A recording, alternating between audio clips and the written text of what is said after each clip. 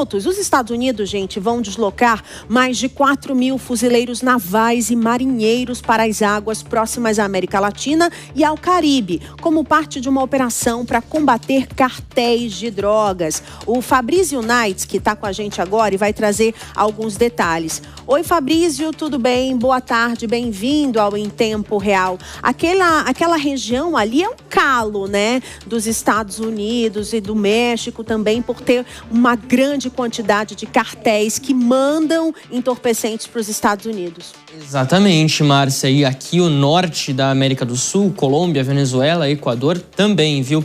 Boa tarde para você, a todos que acompanham o Tempo Real. Essa frota que os Estados Unidos estão mandando com 4.000 marinheiros, fuzileiros navais, inclui também uma aeronave P-8 Poseidon de reconhecimento, inclui um submarino de propulsão nuclear, também um lançador com mísseis e também vários destroyers da Marinha Americana. Não é a primeira vez que esse tipo de movimento acontece, assinado pelo presidente Donald Trump e o secretário de Defesa Pete Hegseth. Em março desse ano, os Estados Unidos também posicionaram destroyers na costa do México. Obviamente não invadiram o país, mas essa movimentação chama muito a atenção. O que os analistas têm dito é que é uma demonstração de força do governo americano e que pode servir como uma das possibilidades nesse grande leque de possibilidades que os Estados Unidos possuem, caso eles queiram agir de maneira mais decisiva contra gangues ligadas ao narcotráfico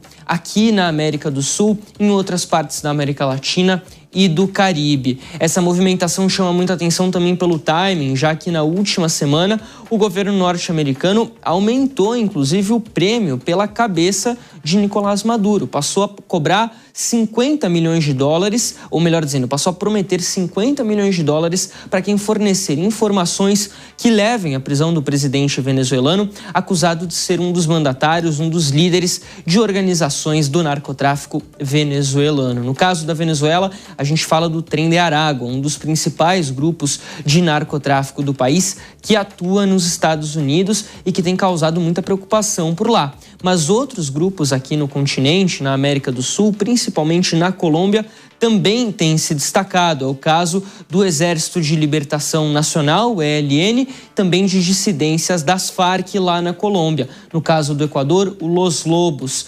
Vários grupos têm se movimentado aqui e geralmente operam com características transnacionais, ou seja, eles costumam receber ordens, dinheiro e equipamento de outros grupos, aí sim, principalmente do México ou mesmo de dentro dos Estados Unidos, e atuam mais como subsidiários aqui na América do Sul, onde eles têm mais facilidade para produzir e exportar entorpecentes para diversos lugares do mundo, tanto a Europa quanto principalmente os Estados Unidos, que tem um grande mercado consumidor de entorpecentes, um problema muito grande por lá, principalmente ligado ao fentanil. A gente vai ficar de olho no que acontece e trazer mais atualizações aqui, Márcia.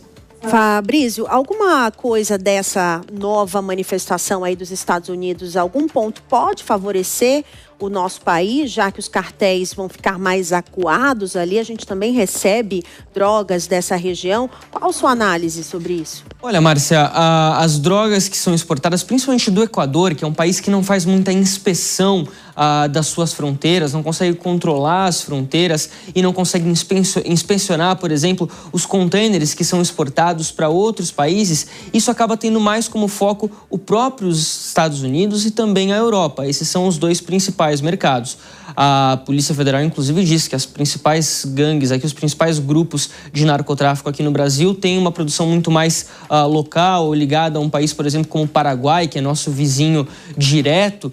Mas o que acontece aqui é uma questão também de jurisdição. Para que os Estados Unidos entrem com tropas em um território específico e promovam ações contra esses grupos, eles precisam de uma autorização expressa da presidência local, do governo local. Nesse momento de muita dificuldade de contato entre a Casa Branca e outros países ao redor do mundo, isso pode ser um pouco dificultado. Lembrando que, com o Nicolás Maduro, a conversa é muito difícil lá na Venezuela, para não dizer impossível. No caso da Venezuela, de Gustavo Petro, essa sim tem sido bastante complicada também. Obrigada, Fabrício, pelas informações. Já a gente volta com você, se for preciso, né, com a atualização. Mas vamos chamar os nossos comentaristas sobre esse assunto. O João Belucci e o Túlio Nassa, começando pelo João. João, mais uma demonstração de força do presidente americano. Parece que ele está ali cada vez mais colocando as garras e demonstrando a que veio nesta eleição, né, neste mandato.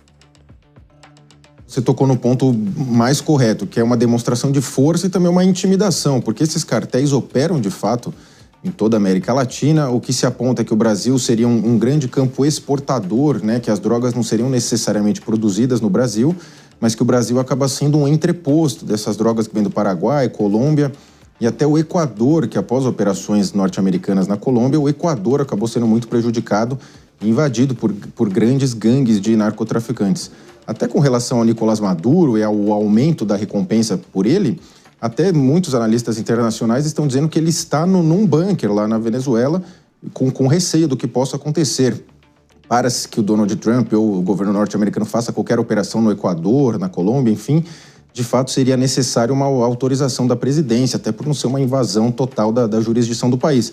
Agora, na Venezuela, que já não é um país muito simpático e que o próprio Nicolás Maduro vem fazendo diversas declarações em face do Donald Trump, até o desafiando, acredito que é um desafio mais verborrágico do que prático, porque a Venezuela não teria condição alguma de enfrentar o exército norte-americano. Já na Venezuela, não podemos desacreditar que vai haver uma operação sem prévio aviso, até porque o Donald Trump vem falando algumas vezes do Nicolás Maduro e o que ele alega é que, especialmente da Venezuela, muita gente entrou nos Estados Unidos, no governo anterior, no Joe Biden, narcotraficantes, enfim, traficantes teriam entrado nessa questão das fronteiras abertas e que agora já estariam lá dentro, o que teria favorecido muito a proliferação do mercado de drogas e do consumo de drogas nos Estados Unidos. Perfeito, João. Agora eu chamo o Túlio Nassa para a conversa e o João já começou a análise que eu iria te perguntar. Será que é realmente só para tirar esses cartéis ou não tem uma pontinha ali de vontade do Trump de pegar logo, capturar o Maduro, Nassa?